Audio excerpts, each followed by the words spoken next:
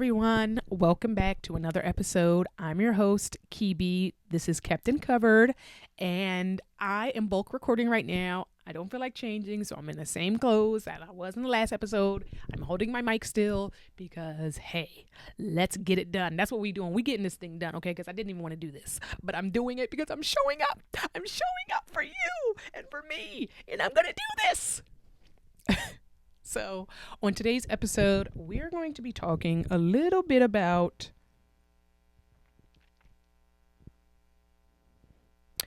fear and how to get past it, and basically integrity and pleasing men. I watched a little podcast clip today. I forget the name of it, but they were talking about if you have a problem with pleasing men and how to get over it.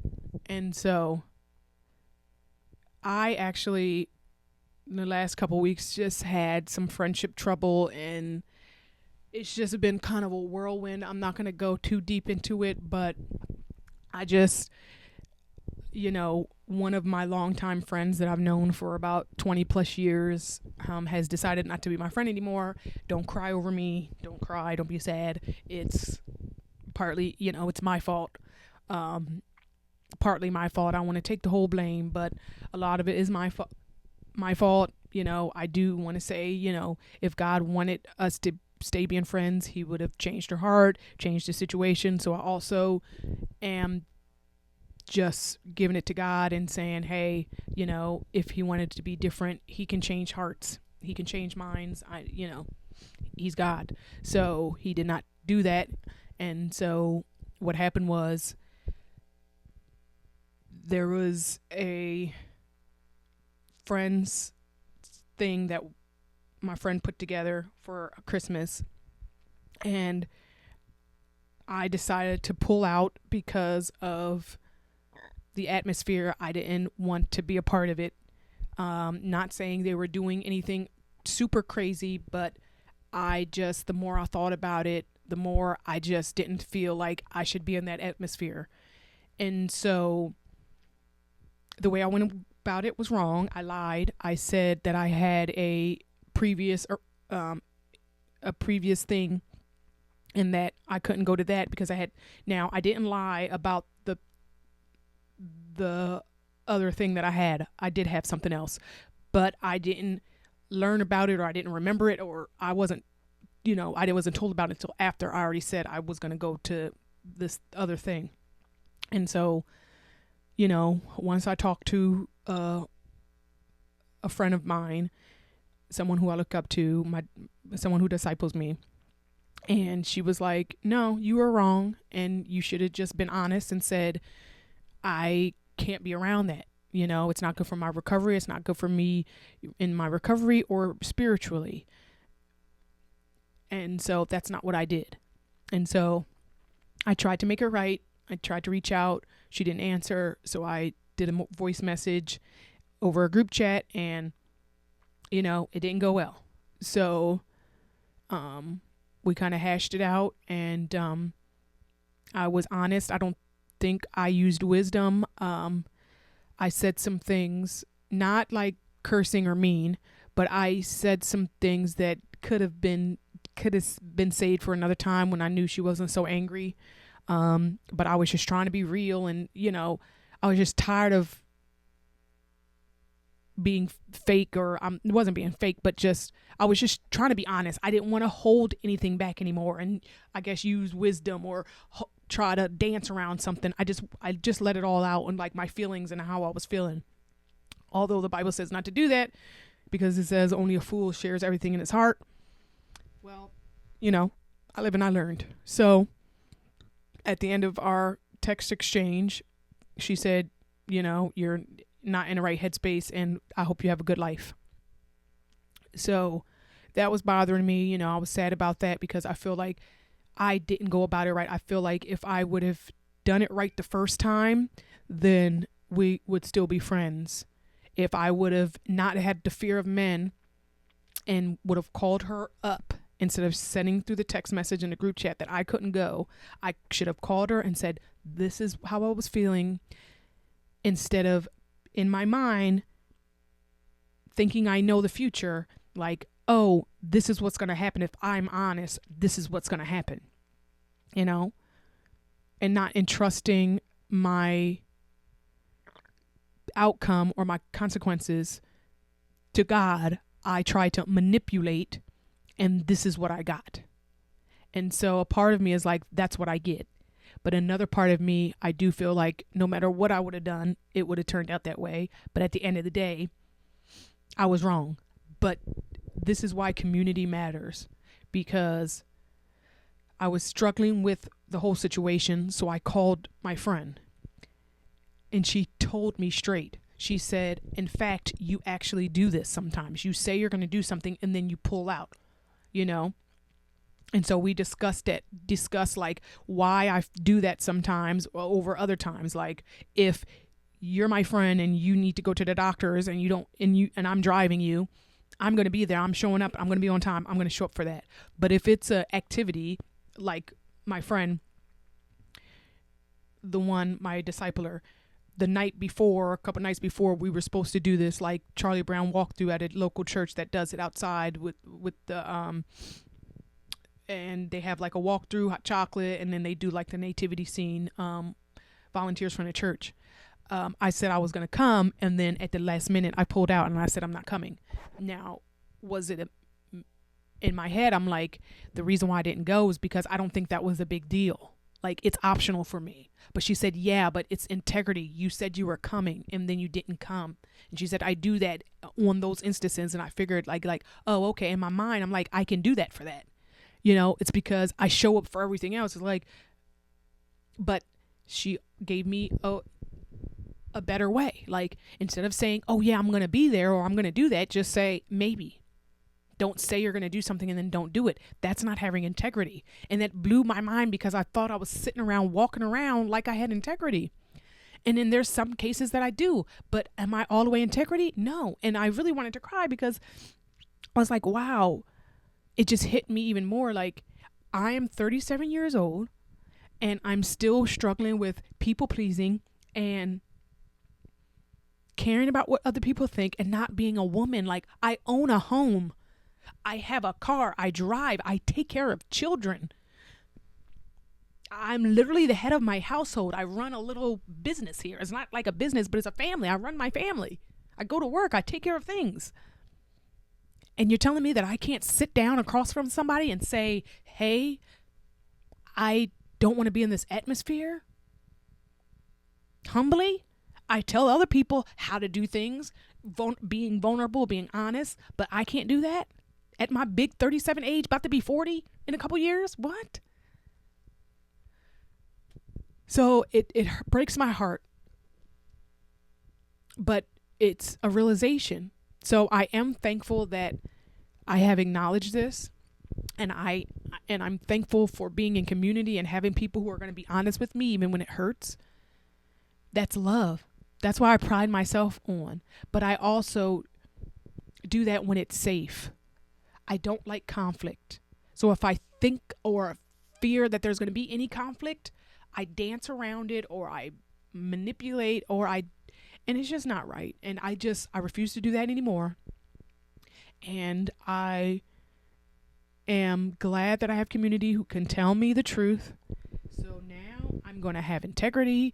I've been showing up even for myself because I feel like it starts with me. I do that to myself. If I say I'm going to do something like record this podcast, then I said, oh no, I'm not. I push it back. But it's like, no, if I put it on my schedule to do today, that's what I'm going to do. It even starts with me. I'm the biggest one. It's like, I don't even show up for myself. So how am I going to show up for other people? So, or even the other way around. I show up for people, but I don't show up for myself. But it has to be across the board. I have to have integrity with everything in my life. So it's actually been a real rude awakening. And, so I've just been getting up. If I say I'm going to do something, I'm there. One time, I'm doing things that I said, if I put it on a schedule, I'm going to do it. It's like, period, And so I'm actually really, really thankful for the situation. I'm really not happy with how it turned out at all. I still think about it. I'm really sad. if I could take back what, I would change it. I would change the situation. I would go back and do it right the first time. I would go back and change what I said in the text message. It was a time and place to say what I said, and I just did it wrong. And that's why I just don't have a peace about it. But I just have to come to terms with the fact that she doesn't want to be my friend anymore. And some other people might not want to be my friend either. But, God's got me, and I just don't want to ruin anybody's. But I'm not perfect. So, I'm not that important. I was going to say I don't want to ruin anybody's like testimony or mess anything up for Jesus, but who am I? I ain't that important, please. But I just wanted to talk about it because it's important to have integrity and to show up and like to not be afraid and to face your fear. The only way to face your fear and that's why I used to drink and do drugs. I was big on drinking, I was big on drinking and doing drugs because especially the party drugs, Molly, ecstasy, because it got me out of myself. It like that effort that you have, that, what's that called? Your inhibitions or whatever. It covers that up. You don't care. It's like, I say whatever I want. I say what's on my mind. I tell you exactly how I feel and when I'm sober, I'm overthinking. I'm in my head. I'm fearful. I'm scared. I don't want conflict. But it's like, it's time to grow up, and it's time to just trust that God's going to have me and to be myself. And that was another good thing that came out of this situation, was that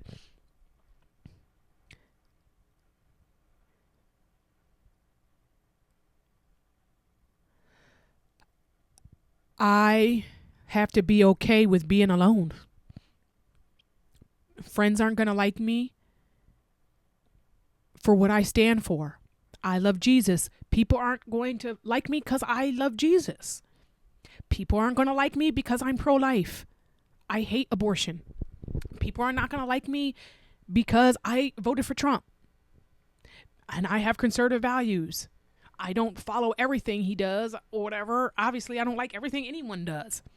But he was the best candidate, and I'm very happy with I don't want the borders wide open. I don't like sex trafficking and all the stuff that comes with open borders. Do I want people to be treated inhumanely? No. But if you come here illegally, you're illegal and you need to go. They don't have no problem separating people. My baby dad was locked up for 5 years. They had no problem locking him up and throwing away the key and separating him from his kids. So why should I care when they put themselves in this situation, just like he put himself in that situation? People aren't going to like me. I have values. I have morals, whether you agree with them or not. And I got to be okay with that. People aren't going to agree with everything that I agree with. People aren't going to like me, My closest, dearest friends aren't going to agree with me on everything. I don't agree with everybody on everything.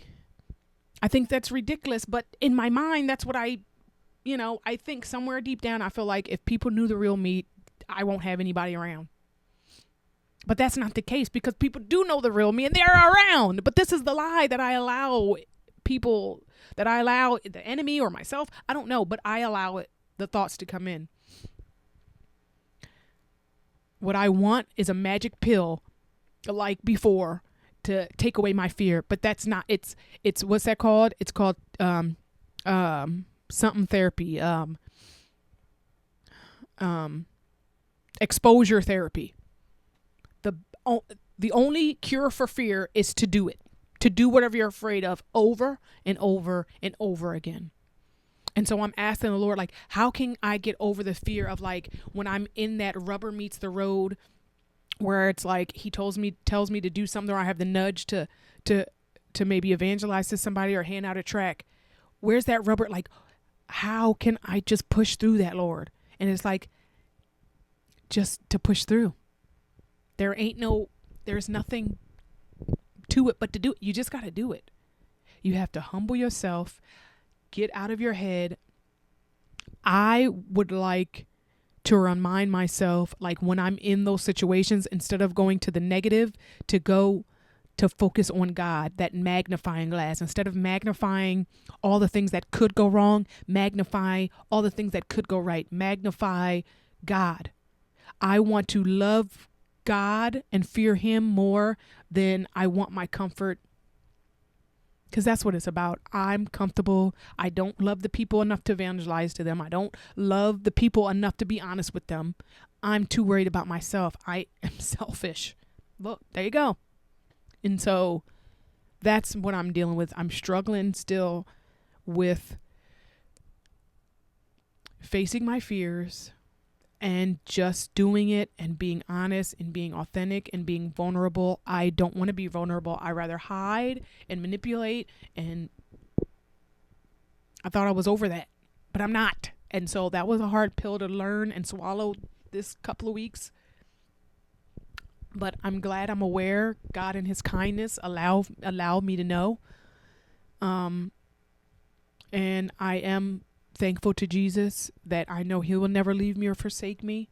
And I'm so I'm so glad that I have community now that I love and I trust, and that are safe. Like, I have people that I can wrestle with, not people to wrestle with, but people to work these things out with. My cousin, who we're grown very close in the last couple of years, I'm able to be vulnerable, and we're able to have these vulnerable conversations with each other without the fear of the other person leaving, because we're working it out. And so I have to be kind to myself and have grace that this has been going on for a while, but now it's like hyper, like the light is completely on it now. But I have been working, God has been working with me with this already. So I'm grateful for that.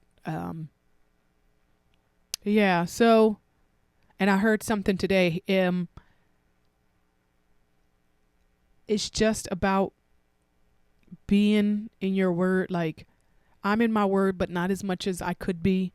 I really have to get back with spending way more time. And really, that's what he said. He said, you have to pray. Like, he's like, when you were really hating a sin, you're not like, oh, I hate that. And then like, oh, that's what he said. He said, if you have cancer or had cancer and you're like, have cancer, and you're like, I hate this cancer. I hate it. I don't want it. I want to get rid of it. But then you don't go to the oncologist. You don't go to the doctor if you want to do it the homeopathic way. You don't do anything. You just sit and let it kill you. You have to fight the integrity. You have to fight the fear. You have to fight the people, the men pleasing. You have to fight that with everything in you, just like you would fight anything else. And so that's what I'm going to do too. And he put that across me today. I'm so thankful for them guys who made that video, because it was a blessing for me. It's like, that's what I got to do. I got to fight. I got to pray every day. I got to pray every hour. I got to pray, and I got to press in and say, God, take this from me. I don't want to please men anymore. I don't want to be selfish. I want to love people. Yes, I pray that, but I want to pray. Like, I want to mean it. Like, I mean it, but I don't know. But I just want to really press in on this and have him help me in this area, because I'm really sick and tired of being sick and tired. Like, I need to be healed in this area, because I am 37. I am a Jesus follower. It's like Stephen in the Bible was crucified. Like, all the good, they were all crucified.